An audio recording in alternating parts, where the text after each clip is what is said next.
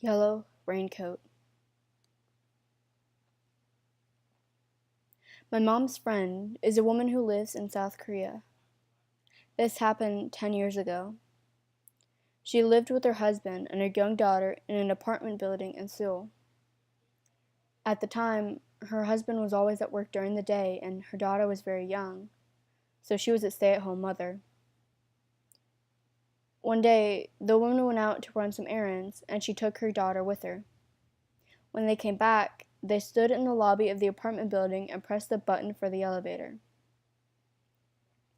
When it arrived, the doors opened, and she saw that there was a man already in the elevator. He was wearing a yellow raincoat, and he also had a yellow hat on his head. The woman got onto the elevator with her daughter, and she pressed the button for her floor. Something about the woman made her feel uneasy. He never looked up at her. He just kept staring at the floor. It was as if he was keeping his head down so she couldn't really see his face. As the doors closed and the elevator began to ascend, the woman glanced at the man out of the corner of his eye. She noticed that he was carrying something close to his side, something that was wrapped in newspaper.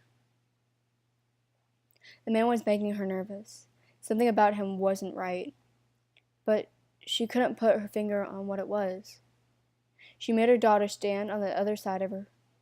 She didn't know why, but she wanted to place herself in between the man and her daughter. There was an uncomfortable silence as the elevator slowly went up, floor by floor. The woman glanced at the elevator buttons and noticed that only one button was lit up. It was the button for her floor.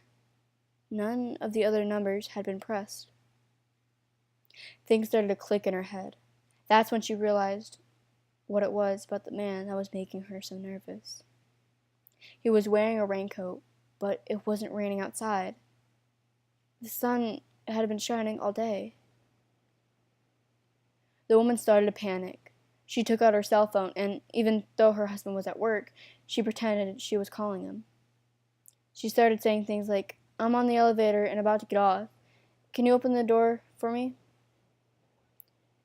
And making it seem like her husband was waiting at home for her.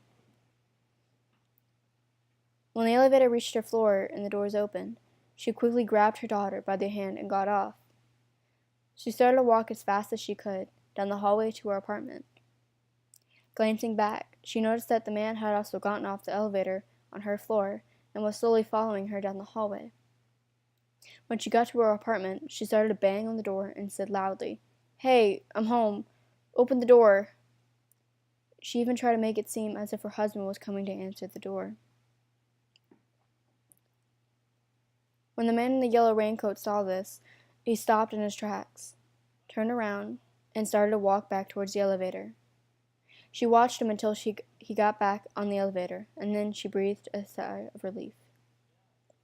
She started to punch in the key code to open her door, but her hands were shaking so much, she kept hitting the wrong numbers. Each time she pushed a button, it made a beeping sound. To her horror, she realized that the elevator doors had not closed. The man in the yellow raincoat was still there. He could hear the beeps. That meant he knew that no one was going to answer the door for her. She saw him get out of the elevator and come running down the hallway towards her. The woman let out a scream. She tried one more time and managed to punch in the correct key code. The door opened and she pushed her daughter inside. She jumped through the doorway herself, and when she turned around, she saw the man in their yellow raincoat was right behind her.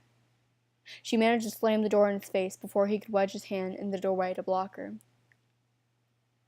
Her heart was thumping in her chest as she quickly locked the door in front of her and peered through the peephole. She saw the man in the yellow raincoat standing at the door with a knife in his hand.